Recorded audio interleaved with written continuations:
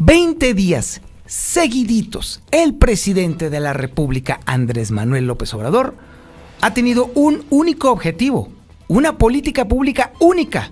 Se acabó la atención a cualquier otro tema nacional y hoy por hoy, lo único que está en la agenda del presidente es a ver cómo desacredita a Carlos Loret de Mola tras las revelaciones que hiciera este periodista de el poco explicable enriquecimiento de su vástago, ¿sí? De su hijo José Ramón. Obviamente los reportajes le han dolido en el alma al presidente, pero el dolor del presidente se ha pasado, se ha trasminado, diríamos coloquialmente, a toda la presidencia de la República, a todas las dependencias públicas. Hoy por hoy, la presidencia de la República está girando alrededor de un reportero que ha sacado de sus casillas al presidente. Esto está sentando un precedente, por supuesto, es un antes y un después. Coloca muy en alto el periodismo en México, pero también abre un espacio peligroso. ¿Por qué? Porque la utilización de la investidura presidencial, el uso faccioso, hay que decirlo, de las instituciones para atacar a un periodista, también están abriendo un camino muy peligroso. Y hacer esto en el país en donde más periodistas son muertos de forma violenta para acallarlos, es abrir prácticamente las puertas del infierno en muchos sentidos. Aquí estamos para hablar sobre este tema y los expertos han sido convocados. Quiero darle la más cordial bienvenida a mi querido José Luis Bonilla, que es el jefe de información del periódico Hidrocálido. Mi querido Pepe, buenos días. Buenos días, Toño, muchas gracias por la invitación. Estamos a la orden. Y por supuesto también un clientazo de La Mexicana, por supuesto, mi querido Carlos Gutiérrez, director de noticen.com.mx, bienvenido. ¿Qué tal, mi querido Toño? ¿Cómo estás? Pepe, ¿cómo estás? Auditorio, muy buenos días, ¿cómo están? Bien, señores, pues definitivamente el tema está servido. El presidente está abriendo un frente, está incendiando un frente con respecto al periodismo en México. Y en particular a mí me parece muy interesante este asunto porque con toda claridad está colocando en la agenda pública el quehacer de los periodistas. Y ojo, los periodistas nunca estamos en búsqueda de aplausos, ni de apapachos, ni del cariño de la gente. La búsqueda nuestra es la de la verdad, la difusión, la diseminación de la verdad, de la información. Y que lo haga o que lo esté atacando alguien que sí está buscando el aplauso público, se pone bastante interesante este pleito y con un claro y evidente ganador. Señores, los escuchamos. Pues sí, como tú lo dices, Toño, es un principio básico de la comunicación que el periodista no debe ser noticia. De hecho. Y ya el presidente anda con la brújula muy perdida, anda muy errático en sus análisis, está malversando el poder, que es lo preocupante. Toño, habiendo tantos problemas en el país, tantos problemas de fondo, tantos problemas serios, la inseguridad, la economía, tantas cosas, se centre en atacar a una persona por cuestiones meramente personales. Ahí no cabe, está desgastando la investidura presidencial el presidente López Obrador. Gravemente. Carlitos. Claro, sí, por supuesto. Ahí vivimos en momentos políticos interesantes, muy interesantes, desde el momento en que por primera vez llega al poder un gobierno que se dice de izquierda, un gobierno progresista que se supone debería de enarbolar e impulsar muchas de las expresiones sociales, por ejemplo, en el nivel de la cultura, del arte, obviamente el tema de las libertades, el tema de una mayor libertad, por ejemplo, en el tema de la comunicación. ¿Y qué es lo que a 3 años encontramos? Pues es todo lo contrario, ¿no? Una sociedad lastimada, una sociedad dividida, confrontada, un gobierno unipersonal que todo se lo toma muy a pecho y además actúa en consecuencia, un gobierno donde no hay una transparencia plena y donde todos los días se recetan cátedras, ya el modelito de las mañaneras está muy hecho, y una parte invariablemente todos los días le toca a los medios de comunicación, descalificaciones, censuras, ataques, y bueno, qué decir que cada semana tiene ahora quienes quieren las mentiras, ¿verdad?, donde él aprovecha y desata sus odios personales, sus traumas personales, a través de atacar, y la mayor parte de esos ataques no tienen fundamento.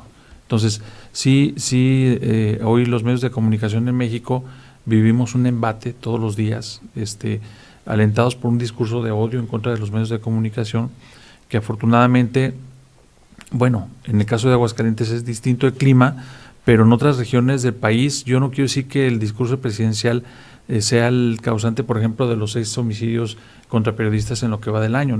Sería ingenuo señalarlo como responsable, pero yo creo que el clima que él fomenta desde hace 3 años, desde que asumió el poder, de confrontación y de división, desde luego que influye.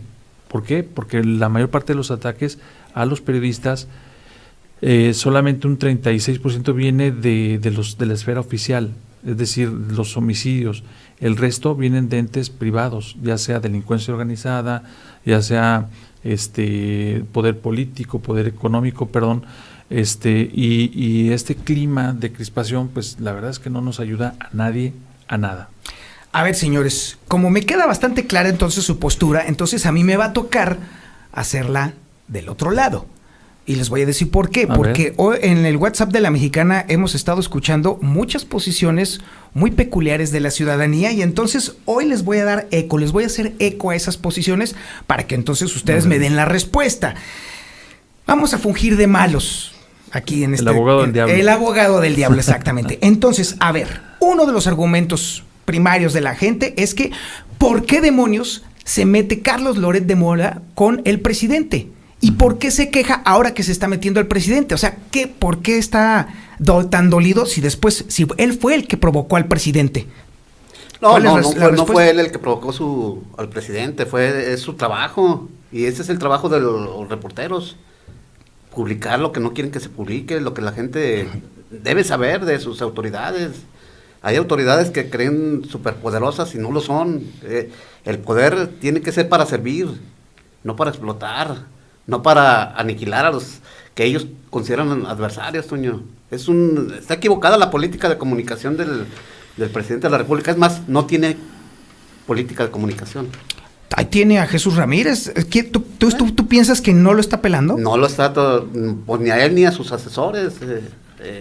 No le sabe. Mira, el presidente de Andrés Manuel López Obrador, tantos años que estuvo peleando por llegar a donde está, y ahorita que está ya en el poder no sabe qué hacer con él. Así de sencillo. O sea, tú estarías diciendo que, o sea, se preparó tanto tiempo en la oposición que nunca se preparó para ser presidente. Sí, exactamente. No le sabe al asunto. Tantos temas que hay del día, Toño, la inseguridad tan solo, que nos lastima a todos. Él mismo se está encargando de violentar las cosas, se está exponiendo a sus críticos. A sus críticos no los vas a convencer aniquilándolos. Convénceles con argumentos, con debate, que él dice que le gusta mucho el debate. Pues ¿dónde está el debate? El debate no es tirar golpes bajos. Hasta el momento ha sido un monólogo. Exactamente, eso es lo malo. Y se calienta el presidente y quiere utilizar las instituciones para algo que no están hechas las instituciones. Por supuesto que sí. Yo creo que no es un tema personal per se.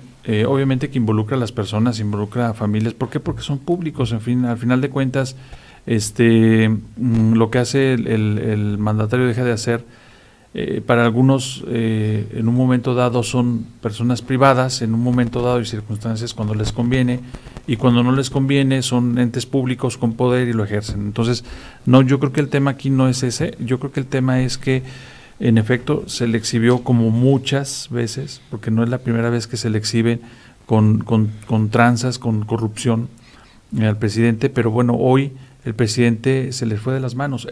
A ver, ¿qué necesitaba el presidente? El presidente necesitaba un distractor muy fuerte respecto al debate de la reforma eléctrica. Eso era muy claro. ¿Por qué?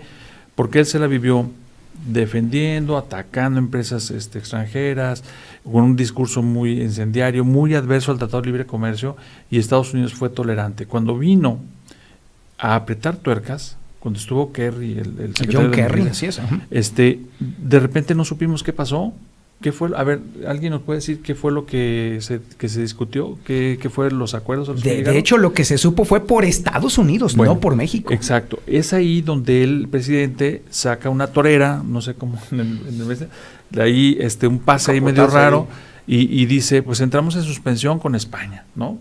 Entonces todo el mundo estaba volteando a ver a España, cuando entonces Carlos Loret ya tenía su tema sembrado desde hace ya algunos días, y se alienta, pues, ¿por qué?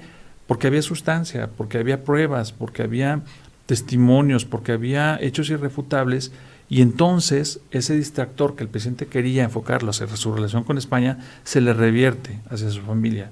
Y no es gratuito. ¿Por qué? Porque lo que se hizo es el símil de la Casa Blanca, justamente, ellos le llaman la Casa Gris, ¿verdad? Pero es el símil de la Casa Blanca con Enrique Peña Nieto, donde un contratista le facilita todo para la casa de la esposa del presidente o del presidente.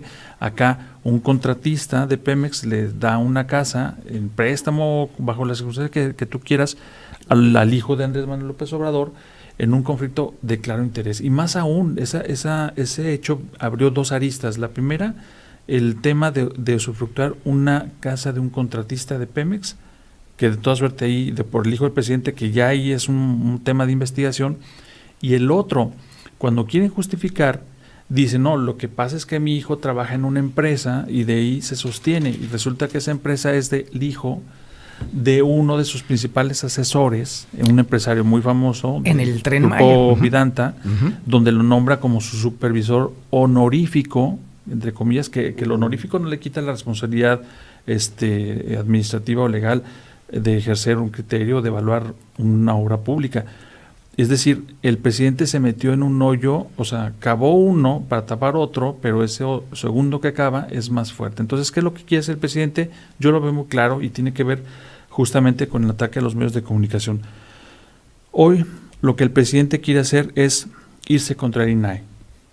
¿Por qué? Porque ya le solicita al INAI, lo que tú comentaste ahorita hace rato y lo que él dijo en la mañana, que le pide que investigue el origen de los recursos de Loret y que lo haga público, y si no puede, que le dé permiso a él de exhibir documentos que él obtuvo, ¿verdad?, para poder evidenciar a Loret de Mola. Bueno, algo que es contrario a la ley. Ya sabemos la respuesta del con INAI. Toda la claridad. De hecho, la redacción del documento que presentó el presidente está deliberadamente hecha para que el INAI responda que no. Exactamente. Así y entonces, ¿qué viene después de un no de parte del INAI?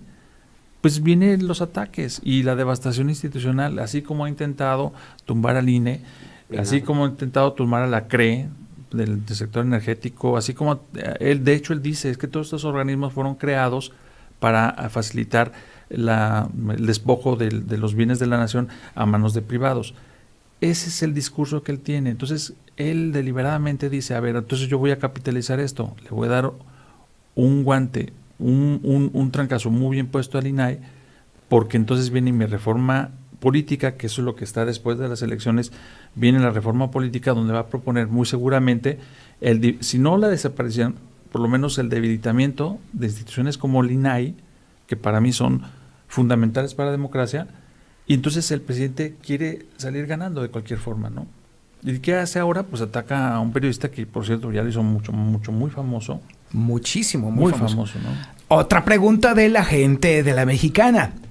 Periodistas chayoteros, ¿por qué no decían antes nada de Peña Nieto, o de Fox, o de Calderón, o de no sé de quien se te ocurra, y nada más atacan a López Obrador? A ver, explícame eso. Yo difiero mucho de esa posición, porque sin ser panista, ni priista, ni perredista, pero yo me acuerdo que a uno de los presidentes de los contemporáneos que más se le ha atacado es a Vicente Fox. Sí.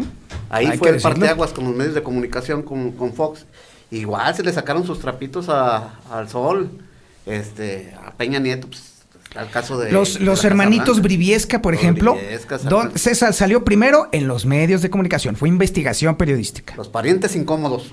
El hermano incómodo también, Salinas, los Salinas amigos de Fox. Salinas el poderoso, y tenía a sus hermanos incómodos. La prensa, los medios de comunicación han cumplido con su trabajo, con lo que les corresponde, que es sacar a la luz pública los actos deshonestos, las pillerías de los gobernantes, y va a seguir siendo, porque la prensa no puede dar sesgos en esto. Tienes los elementos, están las pruebas, está todo, pues sácalo. O sea, la verdad no te tiene que llevar a ningún lado, o sea, y menos a enjuiciarte por un mandatario que está desquiciado porque le pegaron donde le duele. Y está utilizándolo, como bien lo dice Carlos, como un distractor importante para no irse a los temas de fondo, a enseñar sus cartas de lo que traen temas torales para el país. Claro. A ver, Carlos, de hecho, esa es justamente la parte interesante, porque hay mucha gente que luego no logra comprenderlo. A ver, por ejemplo, el escándalo de este Vicente Fox y los amigos de Vicente Fox, ¿quiénes lo sacaron? Los medios de comunicación. Los medios de comunicación. Vámonos al siguiente presidente, a Calderón, el tema de los miles de muertos de Calderón. ¿Quién lo sacó? Y sus conflictos ahí de intereses con la mega obra esta del milenio, ¿cómo se llama esa? La cosa esa, la estela de luz. La estela de luz y todo un montón de cosas, pues la prensa desde luego, y nacional, no extranjera, nacional. ¿Quiénes sacaron lo del tema de la Casa Blanca? Por supuesto que incluso Carmen Aristegui, que es más reciente, ella fue la que desveló ese tema. Entonces, ¿cómo es posible, Carlos, que entonces la gente crea que toda esta información que han estado ventilando los medios de comunicación haya salido por generación espontánea y ahora los malos sean los periodistas? Lo que pasa es que fíjate que yo, en mi apreciación muy personal, aquí hay una versión de dos partes de esta historia. La primera parte tiene que ver con la razón que tiene el público de descalificar a priori a muchos medios de comunicación, a muchos comunicadores, porque la historia del periodismo en México surge justamente a raíz del poder, es decir, vemos, por ejemplo, hay que revisar la historia de Excelsior, ¿no? Una cooperativa donde al final de cuentas se vuelve prácticamente la oficina de prensa del presidente en turno y cómo, por ejemplo, las nóminas de los trabajadores de los medios de comunicación estaban dentro del gobierno. Entonces, ese estereotipo que ya han pasado décadas de eso, pero sigue estando el estigma y la descalificación. Pero yo creo que en esa parte es entendible que parte de la población nos descalifique a los medios y a los comunicadores. Me parece muy razonable. Y también me parece muy razonable cuando a veces, si yo digo que, no sé, que la policía de Aguascalientes es la que menos quejas tiene ante derechos humanos, pero alguien que fue víctima de violaciones de derechos humanos, o que su vecino fue, o que el primo y me escucha, va a decir, no es cierto, está mintiendo porque pues a mí me pasó y a mi primo también, y entonces ahí hay una disonancia. Esa parte me parece que es entendible.